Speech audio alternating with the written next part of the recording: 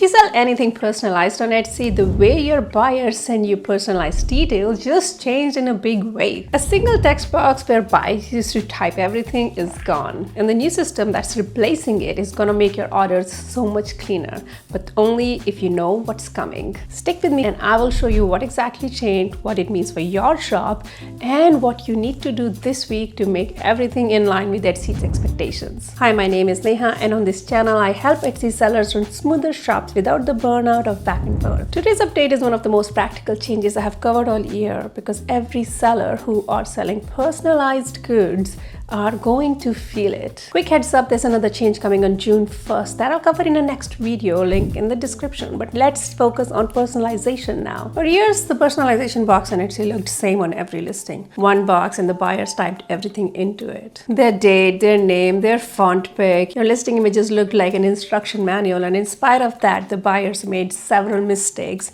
that resulted in back and forth messaging with them. Sometimes I'll email you the photo, sometimes nothing at all, and you don't know how to fulfill this order because the buyer is just not responding. If you've sold personalized items for any length of time, you know the chaos. People skip details, they misspell font names, they misspell last names and expect you to change things later. You can now ask up to 5 different questions per listing, and all 5 of those questions are structured in 3 different ways. Each question is one of these 3 types. First one is text input, a clean title field for one specific answer. What should we engrave on this? Done. Drop down. You set the options, buyer picks one. Fonts, colors, sizes, finishes, whatever options you want to add, drop down is the answer. No more typos, no more guessing what they meant. File upload. The buyers attach their photos or whatever file they need to send you right in the order. The image comes in with the purchase. This one alone is going to change the lives of anybody selling personalized photo items on Etsy. So those are the 3 building blocks. Now let me give you the specs you actually need to plan your listings. Text box first. Each text box you create has a character limit from 1 to 1024 characters. You decide based on what you're asking for. For each one you set the title, the instructions, or whether it's required or optional. The second one is the list of options. 30 options per listing is the technical max limit that Etsy allows, but they recommend keeping it under 10 to not overwhelm your buyers in all these options.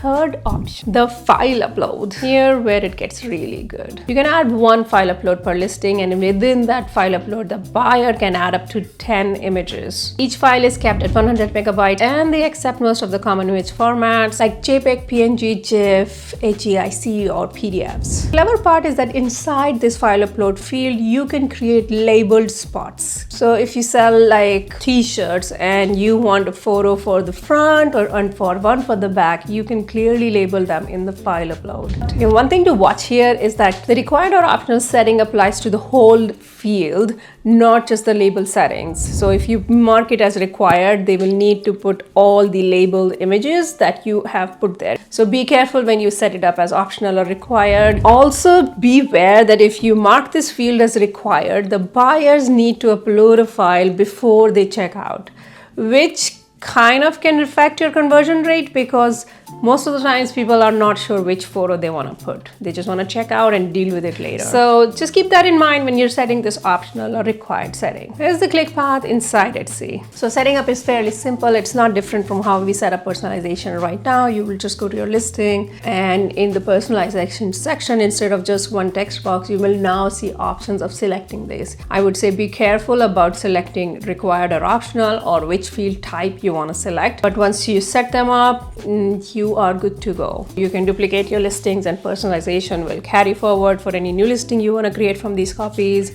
or you can create listing templates in Listagram. So quick reminder before you go, Etsy's own help talk is very clear about when not to use personalization. If the option affects your inventory, your price, or the SKU, you should not use personalization here. So yeah, it's like color option for t-shirt is pink, but it is affecting your inventory. Do not use personalization there.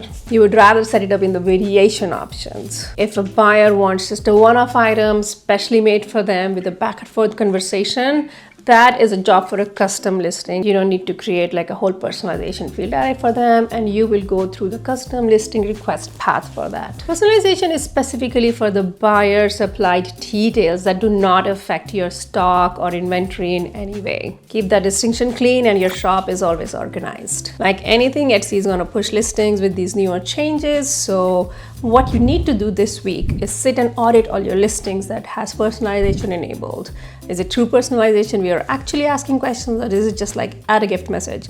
So you need to make an audit and see which listings need to be updated. So audit one of your personalized listings, look at the instructions that you provide and segment them in a text box, in photo field, or a drop-down list. So again, set up your first multi-field listing so you get a hang of it. Pick your simplest personalized product and use these new features for Etsy to actually understand how to set up these things. I mean, hands-on learning is much faster than reading about it. If you just read about it, you might get confused. There's another big change landing on Etsy on June 1st, and you should know about it. The variation cap is going from 2 to 3. I've covered this whole topic in another video, and link is right here on the screen or in the description. Hit subscribe. I cover Etsy changes the week they ship. Drop a comment below on what first multi-field listing you're going to build. I read every reply. See you in the next one.